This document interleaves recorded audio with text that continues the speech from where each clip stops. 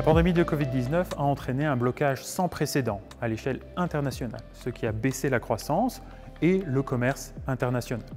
En Belgique aussi, l'Horeca et toute une série de commerces et entreprises considérées comme non essentielles ont été fermés pendant plusieurs semaines.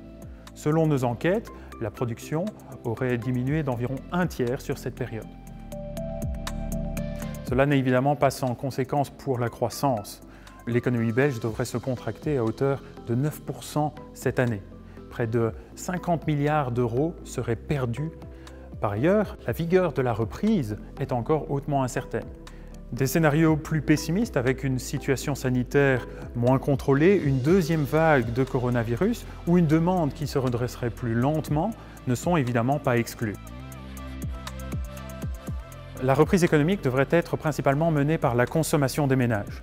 D'une part, on a des achats qui ont été reportés à la fin du confinement. D'autre part, l'impact négatif de la crise sur le pouvoir d'achat des ménages a été limité, notamment par le système de chômage temporaire. Et le pouvoir d'achat devrait rebondir dans les années à venir.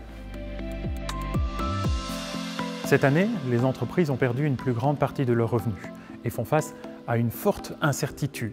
Ceci a mené des entreprises à reporter, voire même annuler des plans d'investissement, ce qui signifie que les investissements des entreprises vont se redresser plus lentement que la consommation des ménages.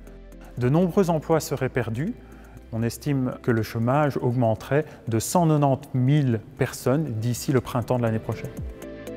Les finances publiques seraient également durement touchées. Le déficit budgétaire augmenterait pour dépasser la barre des 10% du PIB cette année. En soi, ce n'est pas grave si cela provient de mesures qui sont temporaires et ciblées pour soutenir la reprise économique. Mais là aussi, la crise du coronavirus aurait des dommages permanents. On estime que le déficit budgétaire serait 2 fois plus élevé à la situation d'avant-crise et que la dette publique poursuivrait une trajectoire ascendante.